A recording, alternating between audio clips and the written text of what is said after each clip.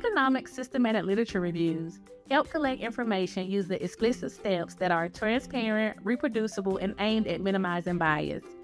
However, the data are often extracted and presented in a way that is not useful without returning to the literature. We have found that organizing the data in an Excel-based tool can make the information easily accessible and facilitate its use in future economic analyses. Our poster presents a multi-step process for developing a searchable Excel tool that allows users to easily access the extracted information. The tool can be used to answer key queries about the model structure, inputs, data sources, and outcomes for use in future analyses, or to create summary presentations of the data.